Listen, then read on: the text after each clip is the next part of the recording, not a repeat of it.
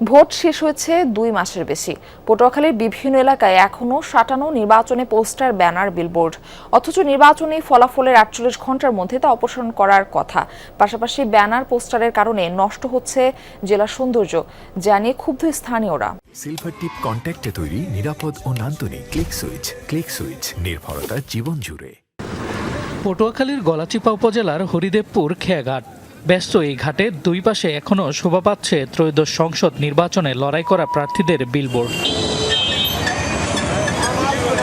শুধু হরিদেবপুর খেয়াঘাটই নয়, গলাচিপা পটুয়াখালী সড়কের আমখোলা বাজার, আদমপুরা এবং গলাচিপা থেকে পানপট্টি পর্যন্ত সড়কের দুই পাশে এখনও সাঁটানো আছে ব্যানার ও ফেস্টুন।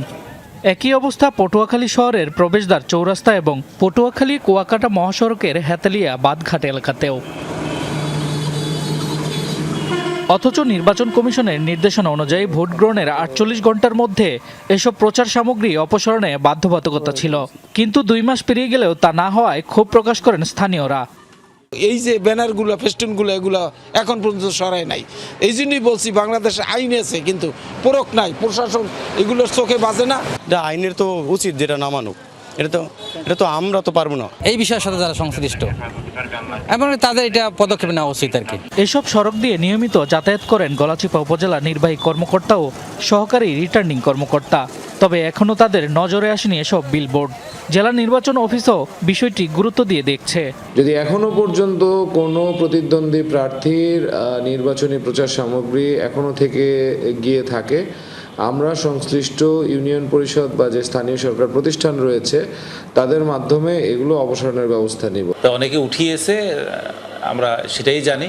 তারপরে আপনার মাধ্যমে জানলাম যে এখনো হয়তো কিছু কিছু রয়ে গেছে।